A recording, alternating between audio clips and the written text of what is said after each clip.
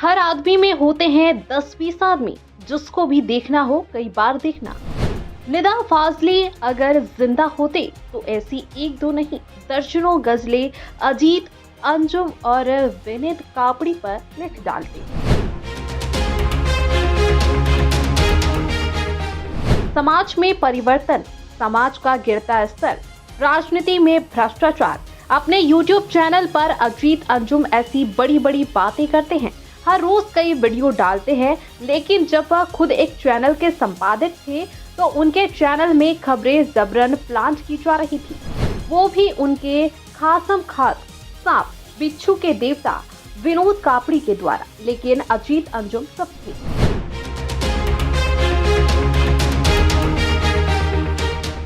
वरिष्ठ पत्रकार और फिल्म मेकर विनोद कापड़ी किस तरह फेक नैरेटिव सेट करते थे, उसका खुलासा पत्रकार जितेश जेठानंदानी ने किया है। कैसे, वो खुद सुनिए। Everybody knows about Vinod Kapri ना, तो उन्होंने मेरे को कहा बॉस कहते तो बॉस इज ऑलवेज राइट।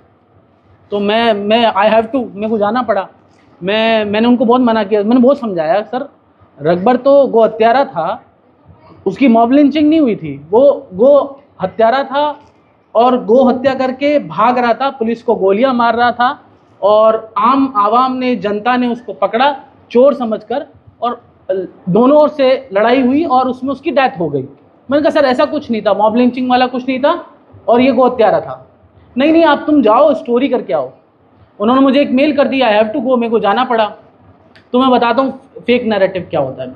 मैं गया, मेरे बॉस ने फ़ोन करके बोला पहुँच गए? मैंने कहा हाँ पहुँच गया सर।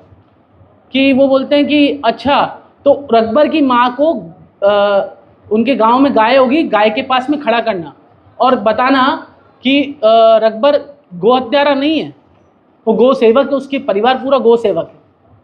तो मुझे मतलब ऐसा मजबूर किया गया, इस तरह की स्टोरी मुझसे करवाई गई। सुना आपने, वरिष्ठ पत्रकार जितेश जेठानंदानी उस दौर का किस्सा सुना रहे हैं जब वह TV9 में रिपोर्टर हुआ करते थे और विनोद कापड़ी TV9 के संपादक।